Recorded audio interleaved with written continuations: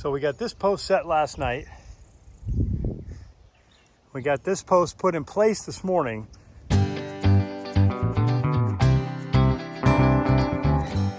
All it means is a lot of measuring.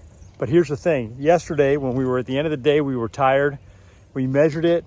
We put the corner post in and we thought, you know, this one's going to be okay. And then today we came out and we measured again. And it just was, you know, off by a couple inches, but that's a big deal. And so we remeasured. I'll end up holding it vertically and trying to keep it level. And then Tom is going to be running back and forth. And we're going to be taking all the measurements again with the post in place because that's what you got to do. So we don't want to get it wrong.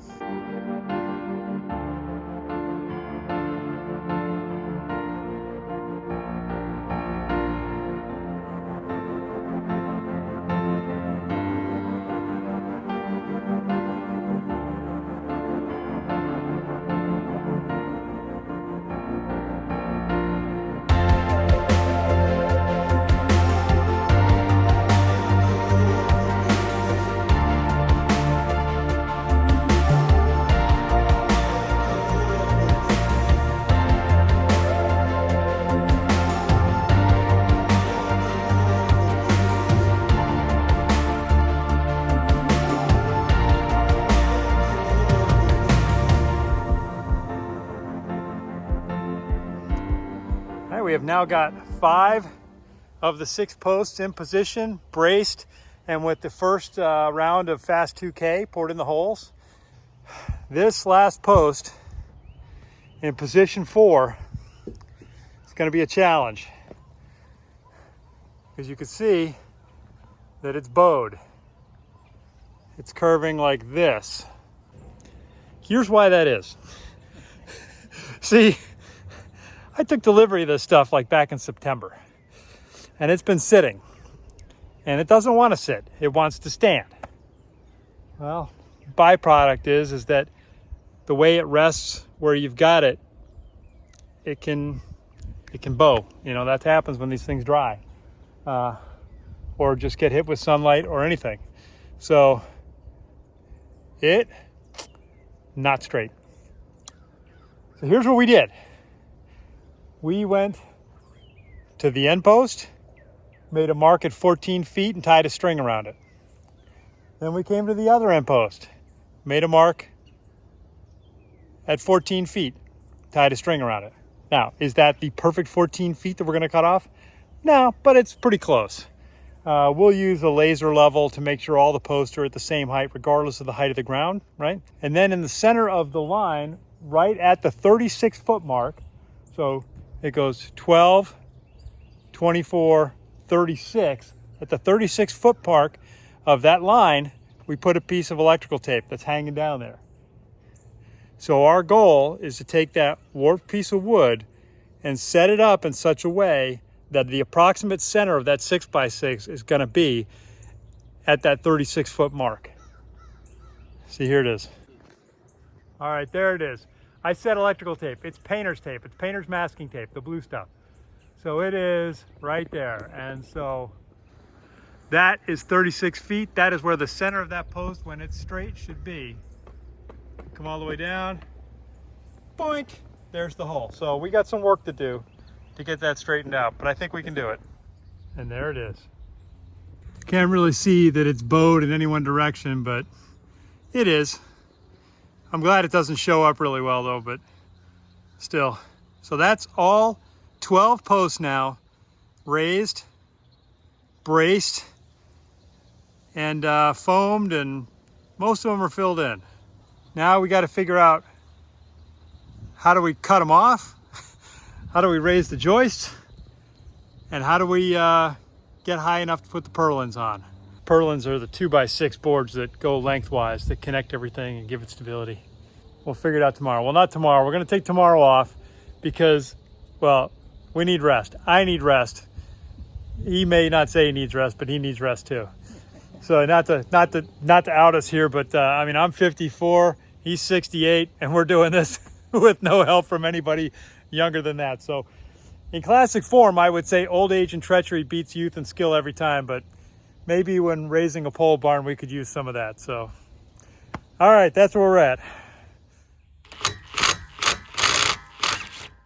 Ran into yet another problem last night with my young pullets and cockerels. So I just took the other Australorps out of this coop. I'm gonna bring it over. I'm gonna pressure wash it, clean it out, make it ready for them. I had a flat tire. I'm gonna change that up, and then I'm gonna put those younger birds in here until they reach sufficient size that they can take care of themselves in a crowd.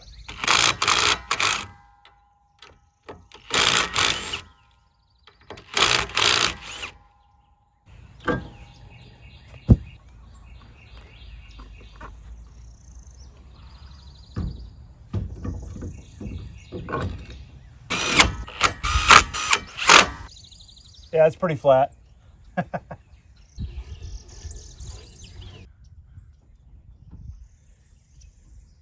And the tire on the brooder is flat as well. Although this one has had a slow leak for a long time.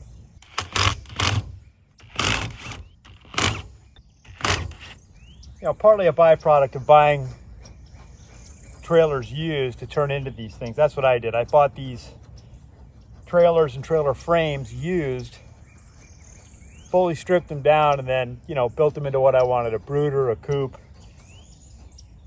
Well, a brooder and a coop.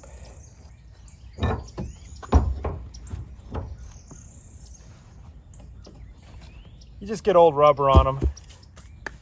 It's probably part of the decision calculus to the former owners as part of their choice to sell. They just don't want to deal with it anymore. That's fine. Makes a good deal for me. That's better. I could probably buy like inner tubes or something to put in these tires so I have spares for the future as well. I think I'm going to do that.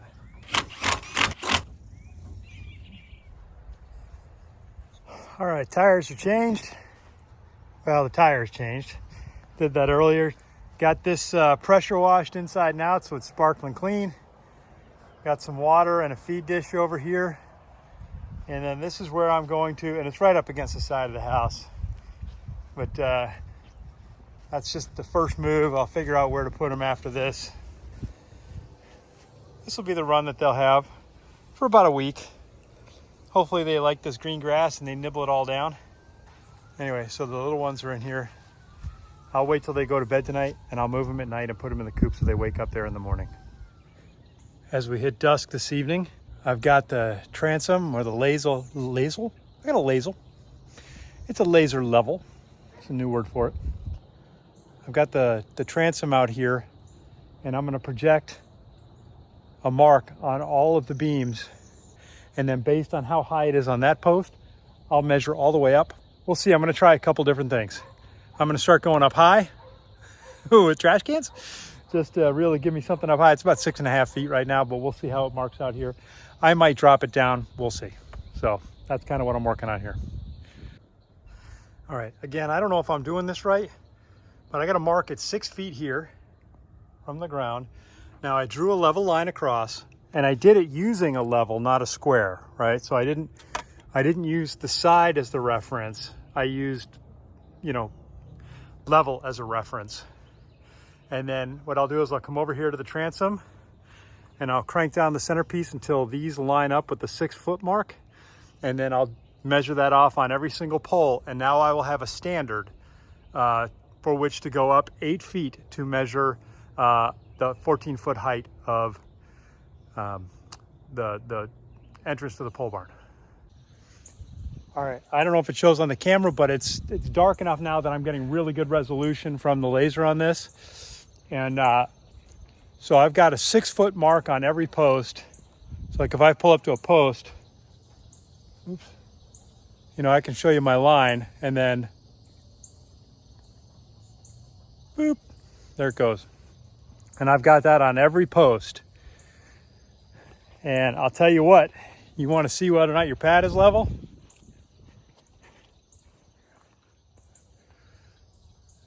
There it is on this post. So there's a solid 12-inch difference between that corner and the opposite corner down here. It's totally dark. I got a different laser out here. It's leveled back at the corner post, and I got it so it's just skimming the posts in between.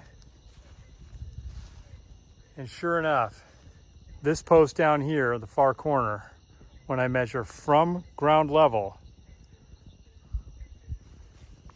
is nearly 14 inches difference from ground level up. So I do not trust my eye when it comes to establishing level on anything. But what is pretty cool is that the laser's tapping every single one of these posts evenly. Like we can see it on all of them. That's pretty sweet. It means we did a good job lining them up.